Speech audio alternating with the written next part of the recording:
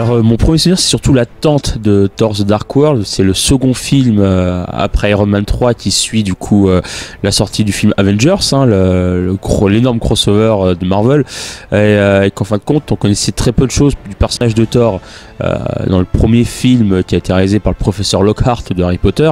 C'était un origin movie où la seule chose qu'on savait de Thor c'est qu'il voulait être un grand guerrier, qu'il aimait beaucoup l'hydromel et qu'il adorait se battre.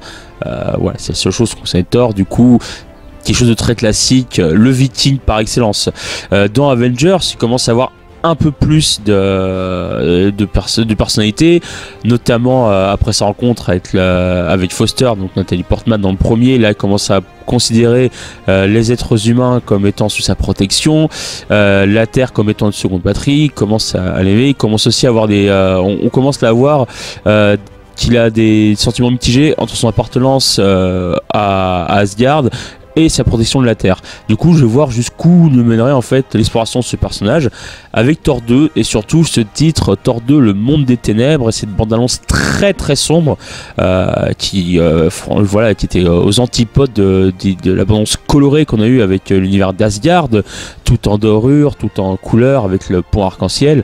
Là, on se retrouve avec un film qui était très très sombre, avec un personnage plutôt énigmatique, Malachite, joué par Eric Eccleston, le 9e Docteur de Doctor Who d'ailleurs, le premier à apparaître dans l'univers Marvel avant David Tennant.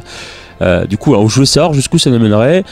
Et du coup, oui, il y avait de l'attente. Et comme tout le monde, j'attends aussi comment il allait installer Thor 2 dans l'univers dans l'univers Marvel. Surtout qu'à l'époque, on n'avait pas vraiment entendu parler de ces pierres d'infini. Quand je suis sorti du film, je trouvais que c'est un divertissement sympa, mais après un Iron Man 3 qui était vraiment excellent et un Avengers, je trouvais vraiment très fade le film.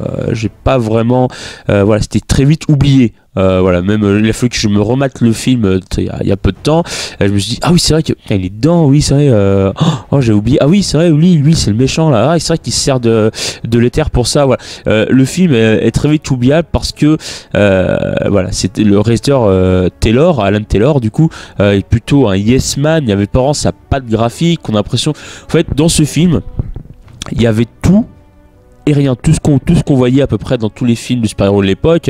Du coup l'imagerie un peu sombre, le filtre très sombre, il n'y avait pas assez de passages dans les autres mondes. On voit que 3 mondes, Asgard, le second qui fait un très vite passage au début pendant une bataille, et le monde des elfes noirs, Malachite, qui est vraiment anecdotique. On aurait dit d'ailleurs un décor un peu des Power Rangers des années 90, tellement c'était vide.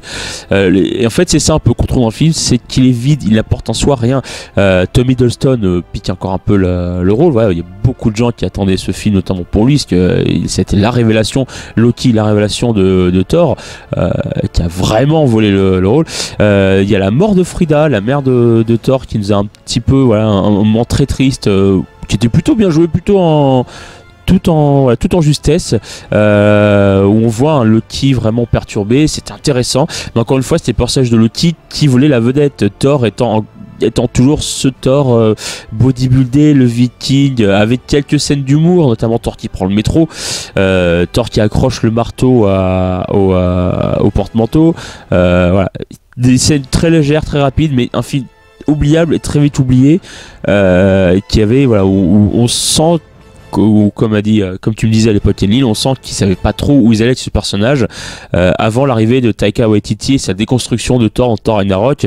Moi je sais que j'aurais pas attendu un Thor 3.